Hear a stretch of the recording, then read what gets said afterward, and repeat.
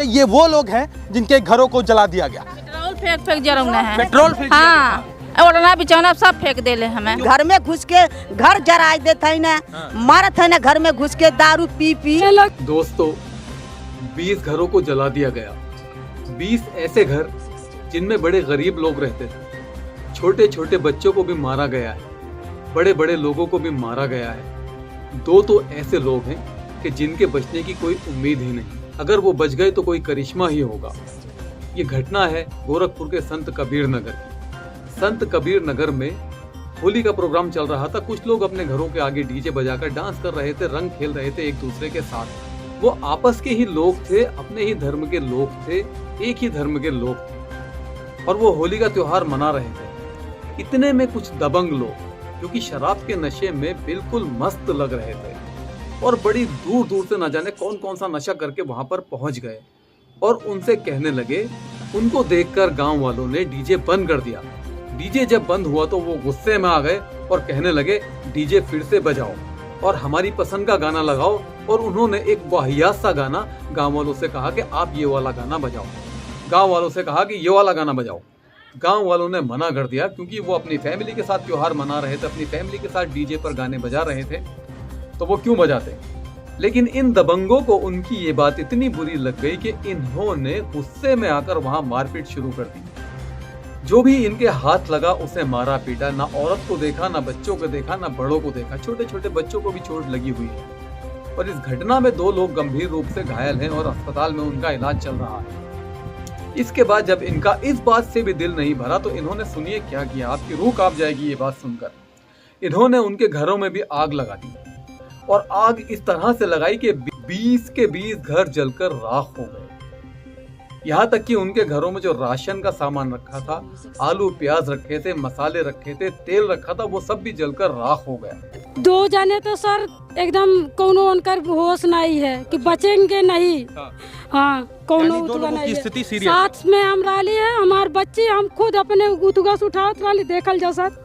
पूरा हमारे लड़का का कपड़ा, हमार पूरा सर हमारे बच्चे छींटा भी लगा हुआ है, हमारे बच्चे के कपड़ा भी पूरा सर उकाइल में बताल जैसा।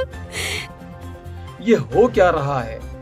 योगी आदित्यनाथ जी के उत्तर प्रदेश में, बल्कि उनकी जो सबसे बेहतरीन जगह है जहां से वो बार बार जीतते हैं, गोरखपुर के एक इलाके में इतनी बड़ी घटना घट जाती है और गोदी मीडिया इसकी कवरेज नहीं करता। क्यों करेगा? क्योंकि इस घटना में हिंदू मुसलमान वाला एंगल नहीं है ना। दोनों ही पक्ष हिंदू हैं, मुसलमान तो है ही नहीं। मुसलमान होते तो गोदी मीडिया कुत्तों की तरह भौंकने लगती और भौंक भौंक कर इतना पागल हो जाती कि सारी दुनिया में अब तक ये घटना फैल गई होती। लेकिन वो इस घटना को कवर नहीं करेंगे। क्यों नहीं करेंगे? क्योंकि मेरे दोस्तों, ये घटना से उनकी नाक कट सकती है, सच्चाई सामने आ सकती है कि दंगाई कौन है। अब आपने देख लिया। बयान सुनिए इन लोगों के, ये अपने बयानों में क्या कह रही हैं। ये माएँ बहन है हमारी, क्या कह रही हैं। ये कह रही हैं कि हमारे घरों को जला दिया गया, हमारे बच्चों को पीटा गया, हमारे नौजवानों को मारा गया, और मुख्यमंत्री से इंसाफ की गुहार लगा रही हैं और कह रही हैं कि हमने आपको इसी दिन के लिए मुख्यमंत्री बनाया था कि आप हमारी मदद करें।